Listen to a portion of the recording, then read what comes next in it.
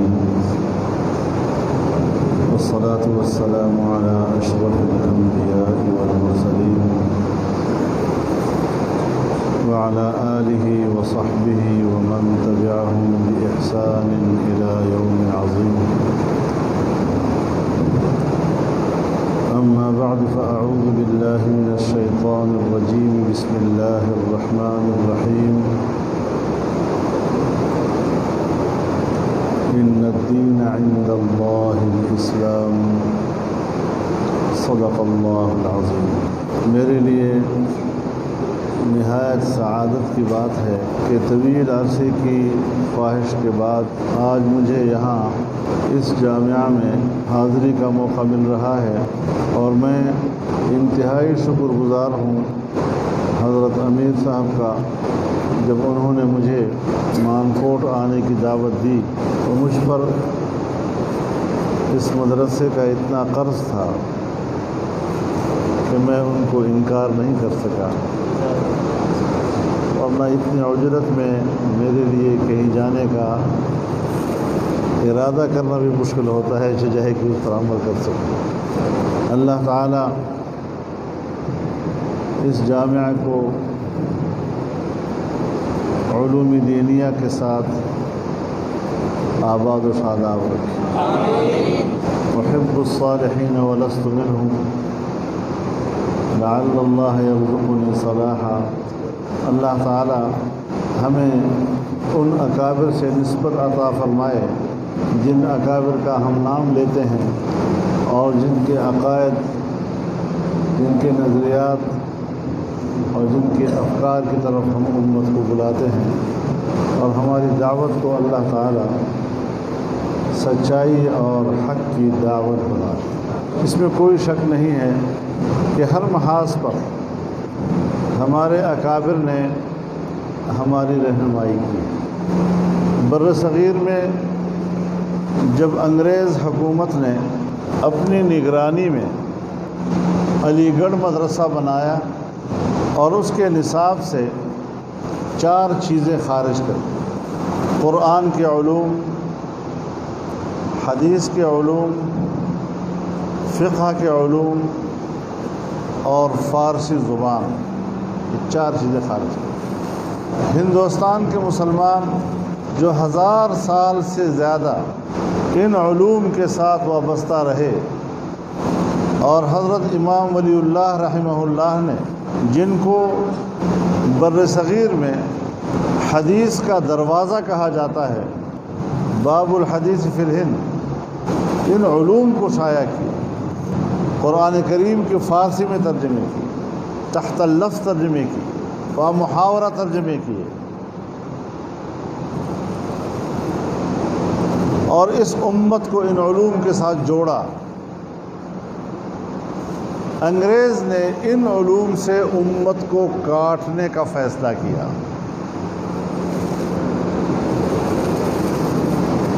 لیکن اللہ تعالی کروٹ کروٹ ہمارے اکابر کو جنت نصیب فرمائے۔ انہوں نے ہمت نہیں ہاری، اور انہی علوم کو تحفظ دینے کے لیے دیوبند کے قصبے میں مدرسہ قائم کیا۔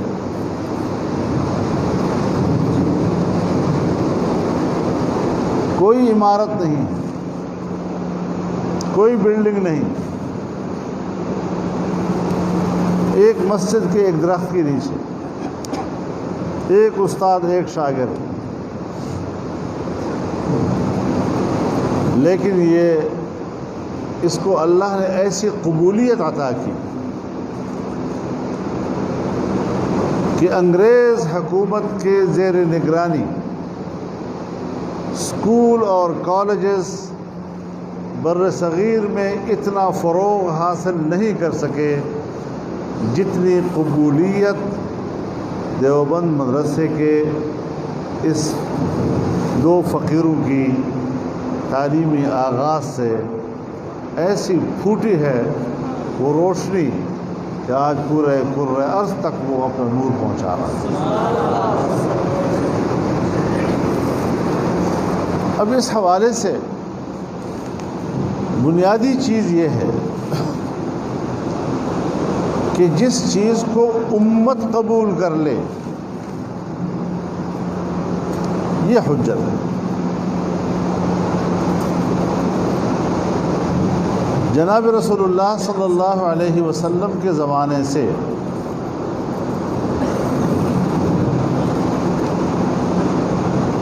جو علوم متعارف ہوئے، جو عقائد متعارف ہوئے، وہ اہل سنہ والجماع کے عقائد و افکار کہلائے۔ بہت لوگ آئے، اپنے فلسفے جھاڑے، جس علم کو امت قبول کر چکی تھی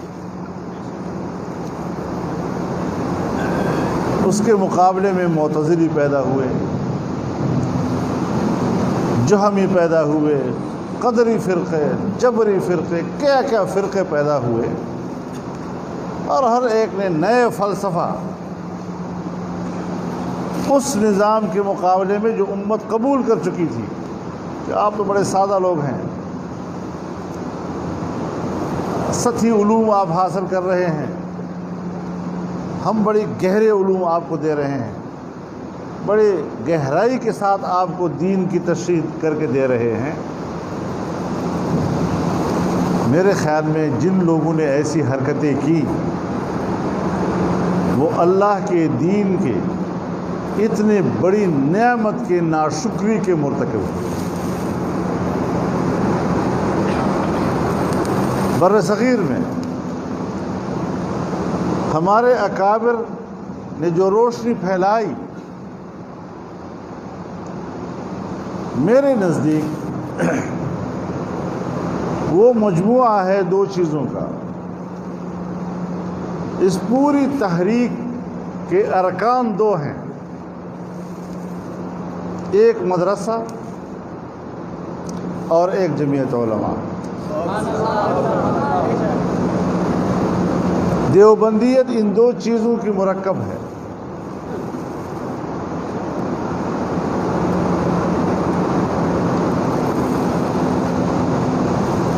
محمود نامی طالب علم سے مدرسے کا آغاز ہوا،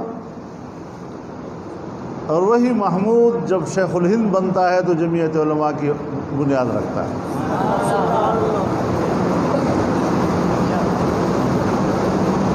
یہ دو بنیادی عناصر ہیں، اور بر صغیر کے لوگوں نے قبول کیا اس چیز کو۔ اب اگر کوئی نئے نئے فلسفوں کے ساتھ آتا ہے،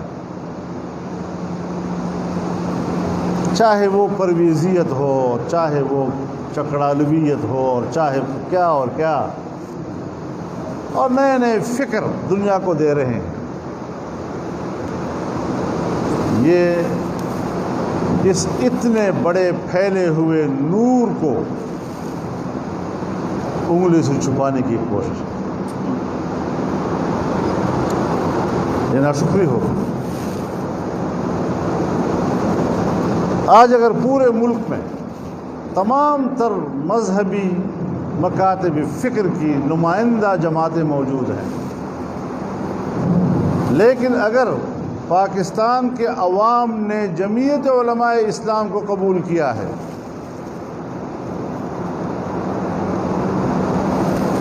تو ظاہر ہے باطل کی طرف سے تو رکاوٹیں آئیں گی ہی۔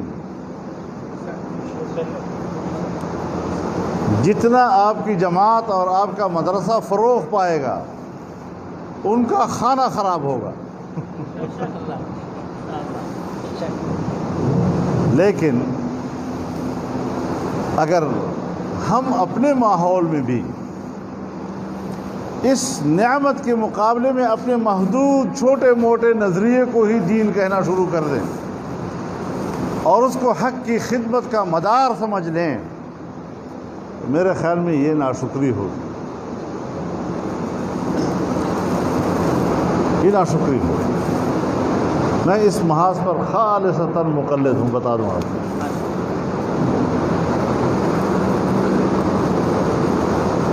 جو اکابر کا راستہ ہے وہ ٹھیک ہے۔ مدرسہ دیا، اس مدرسے کا یہ نظام برقرار رہنا چاہیے۔ سرکار کی سطح پر جو سازشیں ہو رہی ہیں مدرسے کے خلاف، ہم نے ان سازشوں کو ناکام بنانا ہے۔ جمعیت علماء کے خلاف جو سازشیں ہوتی ہیں، ہم نے ان سازشوں کو ناکام بنانا ہے۔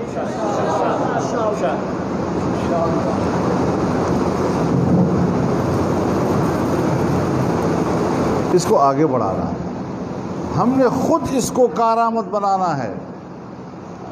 یہ جو آ کر ہمارے سامنے کہتے ہیں ہم تو آپ کے مدرسوں کے اور اس میں پڑھنے والے بچوں کو کارآمد بنانا چاہتے ہیں، اب آپ کون ہوتے ہیں؟ پہلے خود تو کارآمد بنو، خود تو بندے دا پوتر بنو۔ مدارس کی اصلاحات مدارس، ہم تو ہیں خود اصلاحی تحریکیں، ہم تو تمہاری اصلاح کے لیے نکلے ہیں، تم کیا الٹی گنگا بہا رہے ہو؟ تو احساس کمتری میں مبتلا نہیں ہونا۔ یہ آپ کے اکابر ہیں جن کا نام لے کر ہم روٹیاں کھاتے ہیں، جنہوں نے انگریز کو للکارا، جنہوں نے اس کے نظریے کو للکارا۔ آج اگر کوئی اس مملکت میں اس کا جانشین بننے کی کوشش کرتا ہے، آپ نے بھی ان کی آنکھوں میں اسی طرح آنکھیں ڈال کر بات کریں۔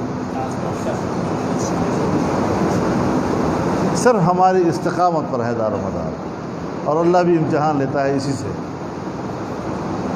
کہ اگر ہم اس کو نعمت سمجھتے ہیں تو اس نعمت کو برقرار رکھنے کے لیے ہمارے اندر جذبہ بھی ہے یا نہیں، قربانی دے سکتے ہیں یا نہیں دے سکتے۔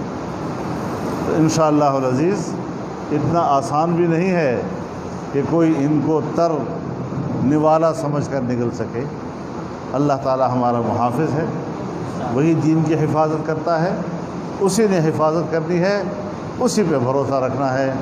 اللہ تعالی ہمارے اس توکل کو قبول فرمائے اور یہی ہمارا اوڑھنا بچھونا رہے۔ وآخر دعوانا الحمدللہ۔